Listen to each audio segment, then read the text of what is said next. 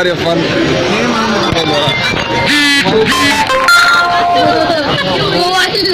दूर दराज से तशरीफ लाने वाले हजरात और मेरे अजीज भाइयों, ये मुल्क एक सेकुलर मुल्क है। यहाँ हर व्यक्ति को अपने धर्म और मजहब के मुताबिक चलने का पूरा अधिकार है।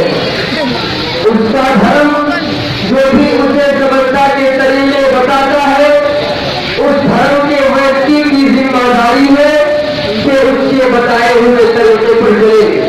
और अगर धर्म की सेवा में उसे कोई कठिनाई हो तो उसको सरकारी डिपार्टमेंट तक पहुंचाए, वहां उसका हल निकाला जाएगा।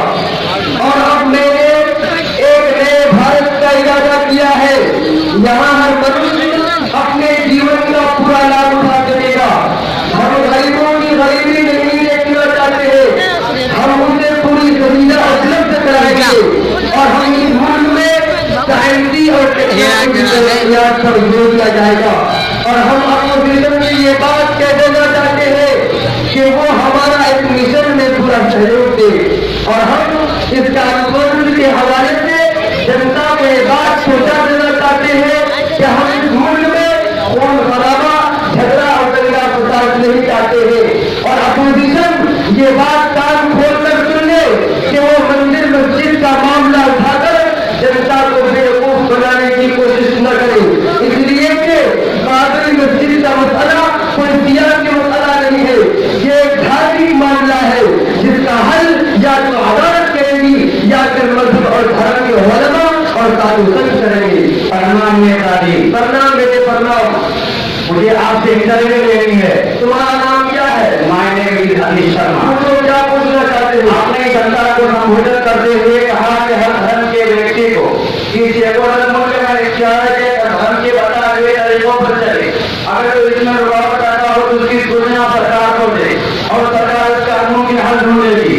लेकिन अभी कुछ ही दिनों पहले कि अभी का मामला तैयार करके इस मुल्क की मुस्लिम और अमन पसंद जनता का बेदर्दी के ताकीद हो रहा है, जिसका मतलब यही था कि मस्जिद या मदरसा बनाने से पहले सरकार की परमिशन लेनी जरूरी होगी।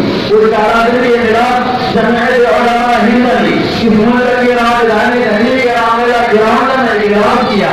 फिर आपने आवाम के जोश भरे नारे को सुनने के बाद इसको वापस लेने का फैसला किया और ये दिन मुश्किल से आ रहा था तो वहीं जाकर छुप गया। तो एक तरफ आप रुकावट डालने वालों पर शंकर बरस रहे हैं और दूसरी तरफ खुद रुकावट डाल रहे हैं, तो आप जो चाहे कर सकते हैं। तो क्या आप इस वादा में आते नहीं कि बेकानून से पब्लिक ही के लिए?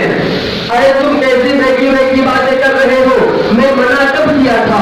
मैंने तो यही कहा था कि परमिशन ले लो, कि जितना चाहो बना लो। जब परमिशन नहीं लेना है तो इख्तियार कहाँ आ गया? चलो जबान चल रही थी जो बोल दिया था। और कुछ पूछना है? जी हाँ, आपने कहा कि गरीबों की गरीबी नहीं देखना चाहते, जो गरीबी जनता में गरीबी नहीं देखना चाहती, तो एक जनता की सोच में और आपकी सोच में क्या लग गया है? अरे बकवास किए जा रहा है, तू ही ज्यादा जानता है तो तू ही बता मुझे क्या बोलना चाहिए था। आपको अगर कौन जनता की ज्यादा हमदर्दी थी तो आप ये कहते कि हमारा इरादा दुरुस्त है, हम इरादा भी करते हैं वादा भी करते हैं। चलो तुम्हारी बात करते हैं और कुछ पूछना है तो जल्दी पूछो, मुझे आपको इंतजाम है। ये आपके हुकूमत में आते ही फिर जितना फसाद का तूफान देश आया, जिसने गुजरात मुजफ्फरनगर के इलाके के अंदर मुसलमानों को बेकार कर दिया और कितनी ही बच्ची यतीम हो गई और कितनी औरतें बेवा हो गई। और इस सरकार ने ये भी बता दिया कि हिंदुस्तान के मुसलमान हिंदुस्तान के अमन पसंद शहरी अपने तहफ़्फ़ुज़ का खुद इंतजाम करे, सरकार से इसकी उम्मीद न रखे। जो कुछ भी हुआ मैं इसके लिए शर्मिंदा हूँ और मैंने जनता से माफी मांग ली है। दोबारा ये सवाल उठाने की कोई जरूरत नहीं। अच्छा ऐसे छोड़िए, लेकिन आपने अभी ये पोजिशन पर इल्जाम लगाते हुए कहा कि मंदिर मस्जिद का मामला जितने के लिए उठा रही है और ये पोजिशन की को खूब समझ रही है, जबकि हमारी सरकार मस्जिद मंदिर का मामला अरे नहीं उठाना चाहती। مہمان کا عدالت کیا ہے یا مذہبی رہنما کا. تو آپ کی جانکاری اور بیان کر میں کہنا چاہتا ہوں کہ آپ نے خود سے دیکھا پرمہنس جی کی مورتی کے موقع پر کہا تھا کہ پرمہنس جی کا اخبار میں آنے رام مندر کی تعمیر ضروری ہوگی اور آپ کا خبر کا اخبار ٹیلی ویژن ریڈیو میں شائع کیا گیا تھا اور آپ کا تازہ بیان جو 2004 میں فیض آباد اور ارریہ کی جنتا کے سامنے دیا کہ مجھے 5 سال جمع کر دو رام مندر تعمیر ہو جائے گی. تو ایسی صورت میں پوزیشن پر پوزیشن آ کر نظام لگانا کس طرح مناسب ہوگا؟ ارے تھانے دارو اس بدتمیزی کو آج سے نہیں کر رہے ہو. یہ ہمارے ساتھ بدتمیزی ہے. منتری جی مرد آباد، منتری جی مرد آباد، منتری جی مرد آباد.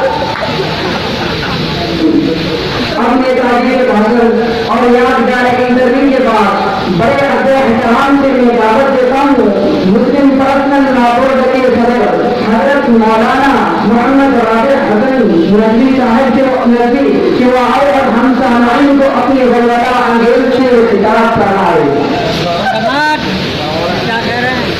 جی